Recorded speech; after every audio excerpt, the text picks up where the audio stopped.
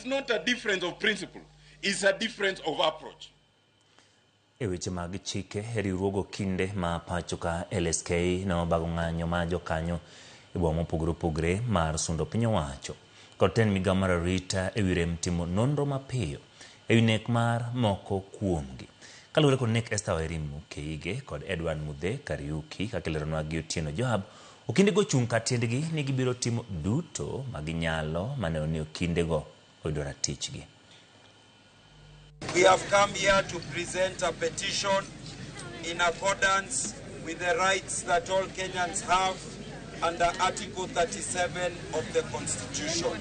Riwruogo kinde pachoka LSK obago ng'anyo e bombe mopogore opogore ka gikwedo nek mar moko kuom okinde manowito ngimagi e yo ma ok oyangore, ka koro gidwaro mondo piny owacho okas nonro ma kamano.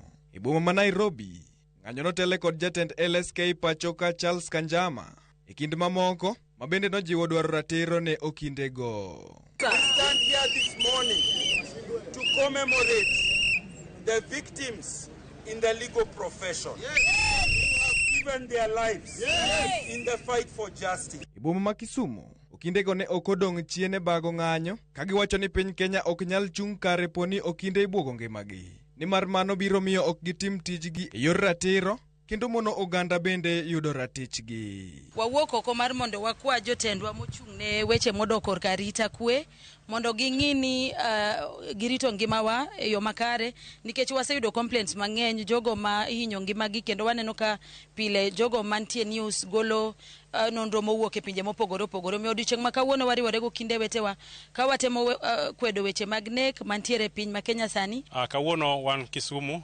West Kenya branch, kwa kwedo ahinya nek mosebedo ka timore mar wakinde kata okinde. Jumbe ariyo mokadho waselalo wakinde ariyo e yore ma ogwenyore gi chik kata taro mar chik. Emomiyo kawuono wabiro ka kwa kwedo ahinya tim matimore no, kendo waketo sirikal tesre ni mondo gitim nonro e yo makare mondo jogo mosenego wakinde omaki kendo tergi doho mondo ratiro mar wakinde to gi ratiro mar jokenya moko mondo ong'i maber. Chal ma kamano bende nobedo e kaunti ma Machakos, kama gikwedo nek okinde wetegi. The circumstances surrounding these killings have created deep concerns within the legal profession and among the public. If these acts were intended to silence, intimidate, or instill fear in advocates carrying out their constitutional duty, then they constitute a direct attack on the rule of law and an administration of justice. Apisas mag obila to korka korgi wacho ni gisewinjo kwayo mar okindego ilo gai mar obila kod jatendo kwach kich ka gisingo timo nonro e witho okindego. I want to affirm that we have received this petition on behalf of the DIG Kenya Police Service, and I know obviously this is going to be action, and we want to once more assure you that National Police Service, Kenya Police Service is firmly mandated to safeguard life and property as spelled out in the Constitution.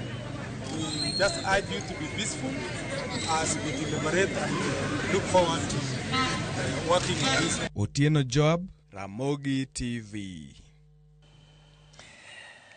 Erokamano nyako Ramogi kuom medo kete Ramogi TV. Nitie jogo ma loso kodwa ka kendo orote mag Ramogi TV neno maler Kisumu kendo mor